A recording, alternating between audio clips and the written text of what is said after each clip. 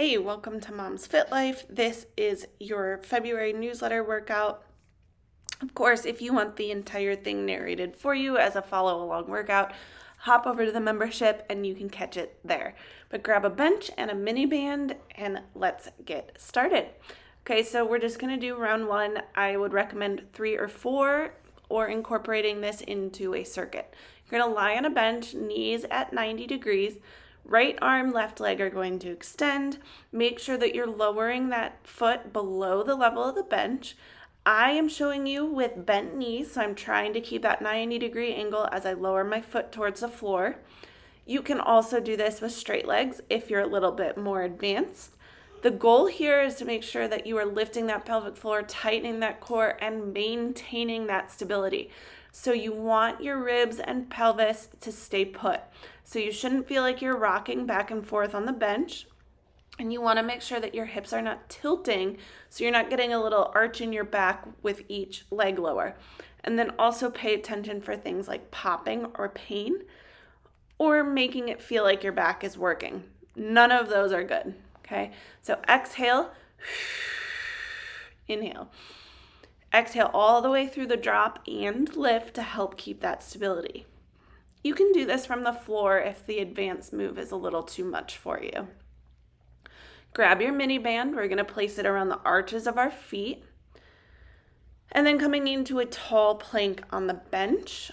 Make sure your butt is not high up towards the ceiling and your belly is not towards the floor. Exhale.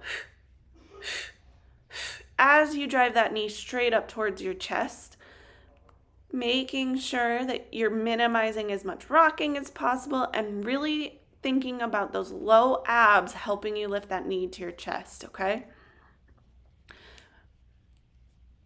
And then you're going to take the mini band into your hands. You can either hold it. I like to wrap it around the back of my wrists. Sitting nice and tall, ribs over hips. You're going to exhale, lift a knee, pull the band apart. Making sure that you don't lean back as you lift that knee towards the ceiling. Think.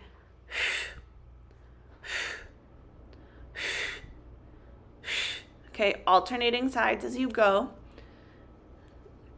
You can do this without the mini band, or you can try squeezing a pillow. That's a good option as well.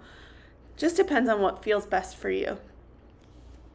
Okay, now I'm moving to the floor, but you can do these next few moves from the bench. I'm going to go shoulder taps from a tall plank.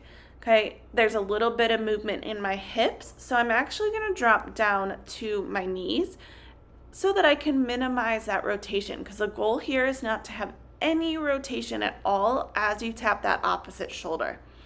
Again, you can also do this from the bench. Okay, and then we're going to go into a quick, short side plank. Both feet stacked, raise that top hip as high as you can towards the ceiling. Thinking about exhale, lift the pelvic floor, tighten that core, keep tension all the way around.